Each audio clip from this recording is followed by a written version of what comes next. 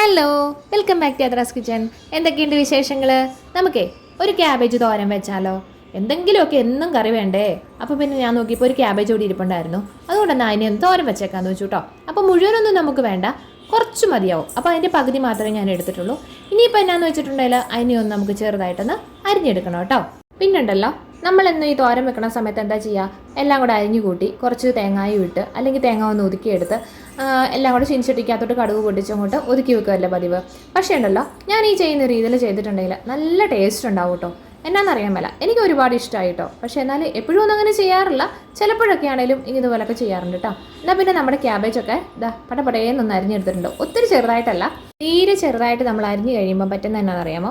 ഇത് നമ്മുടെ ആ ചീൻചട്ടിയിലേക്ക് ഇട്ടോ അങ്ങോട്ടും ഇങ്ങോട്ടും ഒന്ന് ഇളക്കി കഴിയുമ്പോഴത്തേക്കും പെട്ടെന്ന് കുഴഞ്ഞു പോകും. ഇനിയിപ്പോൾ നമുക്ക് ഒരു ക്യാരറ്റ് എടുത്തിട്ടുണ്ട്. ഇപ്പോൾ ഈ ക്യാബേജ് ഇഷ്ടമല്ലാത്തവർക്ക്, ക്യാബേജിൻ്റെ ആ ഒരു രുചി ഇഷ്ടമല്ലാത്തവർക്ക് നമ്മൾ ഈ ക്യാരറ്റ് കൂടി ഇട്ട് കഴിയുമ്പോൾ ഒരു പ്രത്യേക സ്വാദാണ് കേട്ടോ. ഇപ്പോൾ ഇതാ നോക്കിയേ, നമ്മുടെ ക്യാരറ്റും ക്യാബേജും എന്ത് ഭംഗിയാണ് കാണാനല്ലേ, നല്ല രസമല്ലേ കാണാൻ. എനിക്ക് ഒരുപാട് ഇഷ്ടമായി കേട്ടോ. നിങ്ങൾക്കും ഇഷ്ടമായെന്ന് കരുതുന്നു. ഇനിയിപ്പോൾ എന്താണെന്നറിയാമോ, നമുക്കൊരു കഷ്ണം ഇഞ്ചിയും കൂടെ ചേർക്കാം കേട്ടോ. അതൊക്കെ വേണമെങ്കിൽ മതി, പക്ഷേ എന്തോ ഇഞ്ചി ചേർക്കുന്ന ഒരു പ്രത്യേക സ്വാദാണ്. 2 പച്ചമുളക് എടുത്തിട്ടുണ്ട്, ഒരു കുഞ്ഞു സവാളയും കൂടെ എടുത്തിട്ടുണ്ട് കേട്ടോ. അപ്പോൾ ഇതെല്ലാം കൂടെ നന്നായിട്ടൊന്ന് ചെറുതായിട്ട് അരിഞ്ഞെടുത്തിട്ടുണ്ട്. ഇനിയിപ്പോൾ നമുക്ക് ഈ ഒരു പരുവത്തിലെല്ലാം കൂടെ നമ്മൾ അരിഞ്ഞ് വെച്ചിട്ടുണ്ടല്ലോ, ഇതിലേക്ക് നമുക്ക് കുറച്ച് തേങ്ങ ചേർക്കണം. അപ്പോൾ തേങ്ങ നമ്മുടെ ഇഷ്ടമാണ് എത്രത്തോളം ചേർക്കണം എന്നൊക്കെയുള്ളത്. അപ്പോൾ കുറച്ച് തേങ്ങ ചെറുകിയെടുക്കണം. അതിന് മുന്നേ ഉണ്ടല്ലോ കുറച്ച് മഞ്ഞൾപ്പൊടി ഇതിലേക്ക് തന്നെ ഇട്ട് കൊടുത്തോളുക. അപ്പോൾ തേങ്ങ ഞാൻ ഒരുപാടൊന്നും എടുത്തിട്ടില്ല കേട്ടോ, കാരണം നമ്മൾക്ക് ഇവിടെ തേങ്ങ കിട്ടുന്നതൊക്കെ വളരെ കുറവാണ്, അതുകൊണ്ട് തന്നെ. അപ്പോൾ തേങ്ങ കൂടുതലുള്ളവർക്ക് എത്രത്തോളം തേങ്ങ ചേർക്കാവോ അത്രത്തോളം നല്ല സ്വാദാവും കേട്ടോ. അപ്പോൾ ഇനി ഒരു കാര്യം ഞാൻ മറന്നുപോയി, ഇതിലേക്ക് തന്നെ ഇത്തിരി ഉപ്പ് ചേർക്കേണ്ടതായിരുന്നു, പക്ഷേ ഞാൻ ഉപ്പ് പിന്നീടാണ് കേട്ടോ ചേർത്തത്. അപ്പോൾ ഇതാ നമ്മുടെ ഈ കൂട്ടുകളെല്ലാം കൂടെ കൂട്ടിയിട്ട് നന്നായിട്ടൊന്ന് തിരുമ്മിയെടുക്കണം. അതായത് നമ്മുടെ മഞ്ഞൾപ്പൊടി, പിന്നെ നമ്മൾ അരിഞ്ഞു വെച്ചിരിക്കുന്ന ക്യാബേജ്, ക്യാരറ്റ്, പിന്നെ ഇഞ്ചിയുണ്ട്, പച്ചമുളകുണ്ട്, സവോളയുണ്ട്, ഇതെല്ലാം കൂടെ കൂട്ടി നന്നായിട്ട് ഇത്തിരി ഉപ്പും കൂടി ഇടുവാണെങ്കിൽ നല്ലത്. എല്ലാം കൂടെ കൂട്ടി തേങ്ങയും കൂടെ കൂട്ടി തിരുമ്മിയെടുക്കാം. പിന്നെ ഇനി ഒരു കടായി അടുപ്പത്തേക്ക് വെച്ചിട്ടുണ്ടല്ലോ, നല്ല വെളിച്ചെണ്ണ ഒഴിച്ചു കൊടുത്ത് കുറച്ച് കടുകും കൂടെ അതിനകത്തോട്ട് ഇട്ട് കൊടുത്തോളാം. അപ്പോൾ ഈ കടുകൊക്കെ നന്നായിട്ടൊന്ന് മൂത്ത് വന്നതിന് ശേഷം നമുക്ക് ഇത്തിരി കറിവേപ്പിലയും കൂടി ഇട്ട് കൊടുക്കാം. നല്ല കറിവേപ്പില ഇത്തിരി കൂടുതലിരുന്നോട്ടെ, നല്ലതാണ് ഈ കറിവേപ്പില. നല്ല പച്ചക്കറിവേപ്പിലയൊക്കെ ചേർക്കുന്നത് നല്ല ടേസ്റ്റ് ഉണ്ടാവും, പോരാത്തതിന് നമ്മുടെ ഹെൽത്തിന് നല്ലതായിരിക്കും കേട്ടോ. അങ്ങനെ നമ്മുടെ കറിവേപ്പിലയും കൂടെ നന്നായിട്ടൊന്ന് മൂത്ത് വന്നിട്ടുണ്ട്. എന്നാലും ചുമ്മാ ഒന്ന് ഇളക്കിയിട്ട് കൊടുത്തേക്കാം കേട്ടോ. കറിവേപ്പില വേവാനല്ലെങ്കിലും എന്നാ നേരം വേണം അല്ലേ.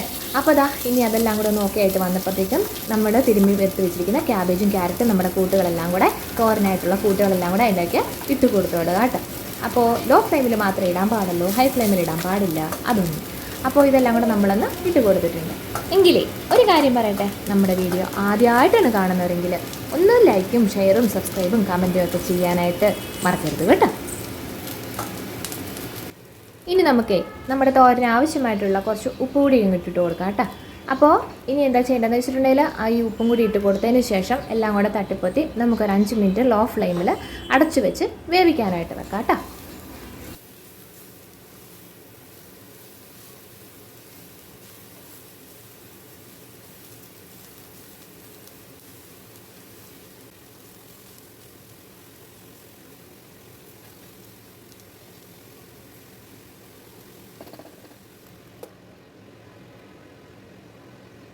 ഇനി ഒരു കാര്യം പറയട്ടെ, ഇതുണ്ടല്ലോ നമ്മുടെ ക്യാബേജും നമ്മുടെ ക്യാരറ്റ് ചുരുണ്ടിയതും പിന്നെ സവോളയുടെയൊക്കെ ഈ തൊലിയൊക്കെ പൊളിച്ചതിൻ്റെ വേസ്റ്റ് വരുന്നതാണ്. ഇത് നിങ്ങളൊക്കെ വെറുതെ കളയാറുണ്ടോ?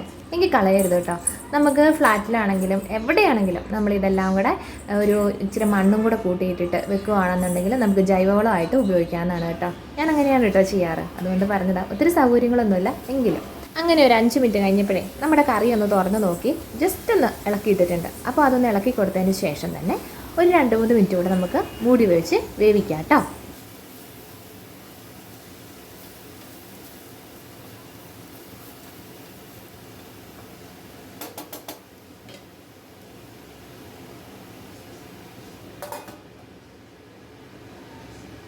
അങ്ങനെ കുറച്ച് നേരം കൂടെ കഴിഞ്ഞപ്പോഴത്തേക്കും നമ്മുടെ കറിയുടെ വേവൊക്കെ ഒന്ന് പാകമായി വന്നിട്ടുണ്ട്.